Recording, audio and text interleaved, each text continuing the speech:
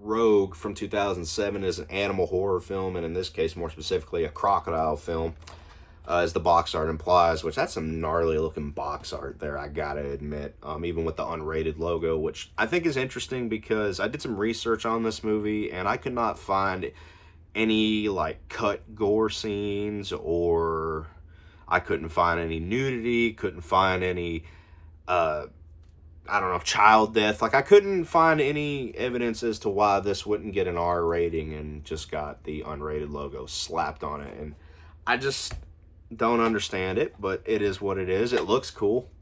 And I guess really that's all that fucking matters. But we got Michael Vartan in this movie. We've got Rhoda Mitchell, which Michael Vartan, I remember him from 1 Hour Photo. And then Rhoda Mitchell, she was in Silent Hill. And she was in that remake of, what the fuck was the movie? The George Romero film. Was it not Land of the Dead? Which one fucking was it? The Crazies. That's the one, The Crazies.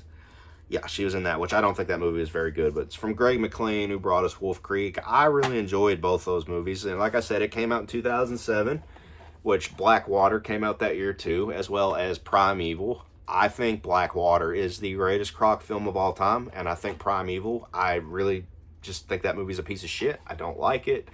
I think to me that was more of a political thriller that had a crocodile in it. This one falls in the middle for me. See, I like this movie a lot, but I remember it being better than it actually is. I do like it. I'm happy I own it. I'm glad to always watch it. This, to me, I think it has a lot of similarities to Jaws in terms of suspense. It's not even anywhere close to the quality of Jaws, but in terms of suspense and how the crocodile is used, it's very similar to how the shark was used in Jaws. I think a lot of that really, too, it benefits from how little we see the crocodile and the fact that when we do see the crocodile, it's real, it's practical. It's not a real crocodile, obviously. I would never suggest ever using a real crocodile on set. They did use footage of a real crocodile in Blackwater, which the way they did that worked, obviously. So they built a practical one for this movie, and the thing is fucking awesome. That, to me, is the best thing about this movie. So our story is pretty simple. I mean, there's no plot here. It's just pure terror and suspense. So we're following this group of tourists that are going on this boat tour down this river in the Australian outback, and we know that in Australia, any river in the outback tends to be filled to the fucking brim with saltwater crocodiles, the most deadly fucking reptile on the planet. You can see where this is going. So as they're making their way back after they finish their tour, they notice that way off into the ether, there is a distress flare shot up into the sky. And Rhoda Mitchell's first instinct is to go help these people. Well, the other people on the boat, they don't seem to reciprocate that feeling. They have places to be, they have buses to catch, yada, yada, yada. So Rhoda Mitchell very quickly puts it into perspective. If it was you trapped down there, would you not want me to come help you? And of course you would. So they go down to help this poor soul that is probably either entering heaven or burning in hell at this point. The boat's flipped over. There's no sign of a person. And upon discovery, they have stumbled into the territory of a large fucking man-eating saltwater crocodile with a large appetite. So that is probably one of the most unideal situations you could ever find yourself in. Oh, and to make things better, the tide is going to rise with time, and they pull up onto like this little this little like dirt island on the river, and the tide obviously rises throughout the day, so they have very, very limited time to get off of this thing before they become underwater and then become a, 5-6 course meal for this ginormous crocodile. So, yeah, that's pretty much our story. And our characters here, I really was a fan of some of them, and the others, they just were really inconsequential to me.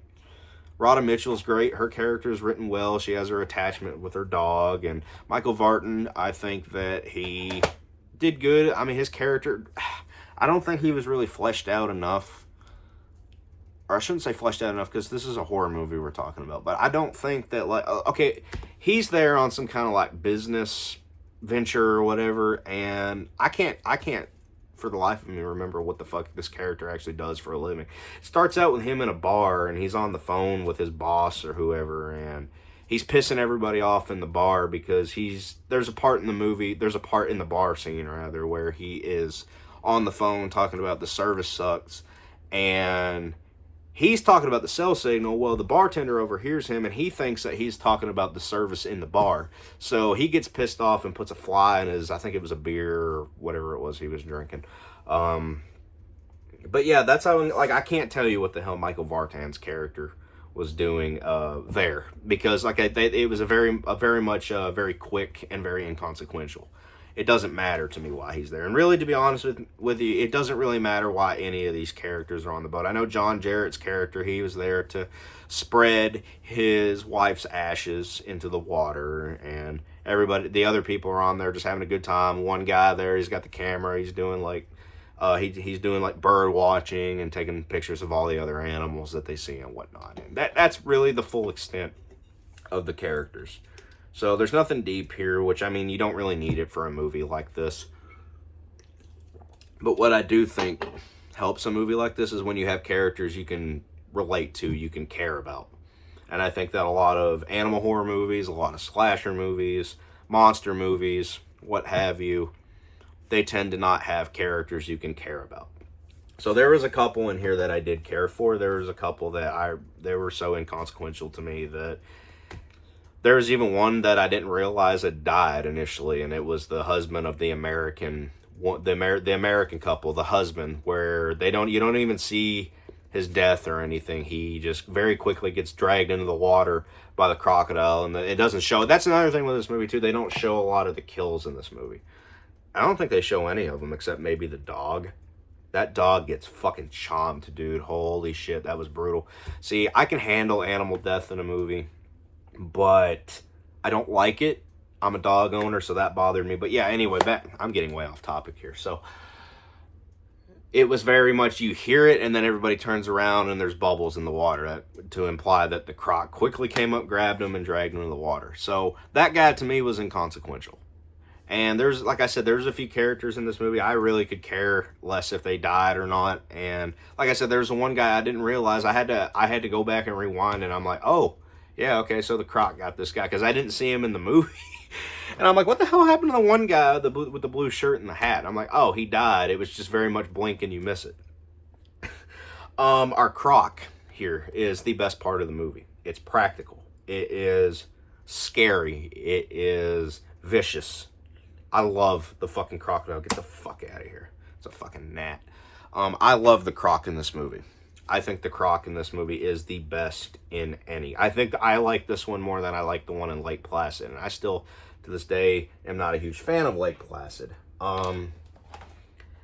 This thing is just, it's beautifully made. Like, the people that made this animatronic crocodile really put a lot of work and put a lot of care, and I actually found some videos of them working on this fucking thing for this movie, and it was just amazing to see them construct this thing and put it together. There were many times where we'd have people in the water, and I was legitimately afraid of their lives because of this fucking crocodile and how vicious it is. And what I did learn about the saltwater crocodile is that they can fucking swim up to like 25 miles an hour. And I'm like, wow. 25 mile per hour. You don't have a fucking chance in that water. This thing can outswim you. This thing can outpower you. Even if it was just a regular size saltwater crocodile and not this big like 35-foot monster behemoth of a fucking thing. Just a normal size one can fucking outswim you and outpower you like 25 miles per hour. Like, holy shit. That's crazy. I didn't fucking know that either. And the thing is, they're no slouch on land too. And that's another thing. It's like if you get out of the water, it can still come up on land and get you. It's not a shark. or it has to just stay in the fucking water. And another thing too, so their whole objective here is to get out of the swamp. Well, you have to understand, you got to understand too, Australia is one of the most hostile environments on the fucking planet. Every fucking animal there feels like it wants to fucking unalive you. What else? Other kind of animals they got in Australia? I know they've got the saltwater crocodiles. They've got all kinds of fucking animals there. I ain't got time to fucking sit and talk about what kind of animals they got. Our croc is, I think, probably the best croc in any croc movie. Whether it be this movie, it'd be Blackwater, Crawl, Alligator from 1980, which you can argue about that one too. I got some issues with the movie. I think that there is not enough gore for a movie like this. I don't think the movie particularly needed a whole fucking shit ton of gore. We did get it in Jaws, though. The first Jaws, the guy in the pond on the 4th of July, that just nasty fucking leg amputation that the shark gave that man. We could have used some of that in this movie. We do get one bloody scene of Sam Worthington. He's the one, he gets killed by the croc, and we see the aftermath of it. See, a lot of the kills in this movie are implied, and that to me, like, when it's a crocodile, it's a big, ginormous man-eating crocodile. I want to see kills. I want to see brutality. I want to see motherfuckers get chomped, and the only one that I really feel like got that was the dog, and of course it was the dog, the one that I really did not want to fucking die. It could have used more gore. Our acting is great from everybody. I definitely don't have any complaints in the acting department. I think everybody does great with that. Another one of my flaws with this movie is the ending. The ending just, it's kind of random to me. He kills the crocodile, which that scene was awesome, and then he carries Rod and Mitchell out of the cave. Which the cave is the lair of this crocodile, which they kind of hint at earlier that it has like a lair, like a domain that this fucking thing lives in and stores its food. And the ending of the movie, to me, I didn't like. It was just him coming out with Rhoda Mitchell, and then there's helicopters that just automatically know where they are, and that's it. It's like, okay, everybody, let's get out of here, bye. Like, we didn't tie up any loose ends, we didn't... I don't know, it just didn't really feel like a conclusion to the film. It just kind of was like, okay, hey, let's get everybody going. All right, bye. See you guys next time. I didn't really appreciate the ending as much as I probably should have, but that's just my opinion on it. Yeah, I think that pretty much covers everything. I got notes here to keep me on task, and it looks to me as if we have got through everything I wanted to get through. So yeah, Rogue from 2007. I enjoy this movie a lot. I think I'll give it a 7.5 out of 10. I think there's some things that could have made it better, but overall, I had a good time with it. So I'll see you guys in the next one. Peace.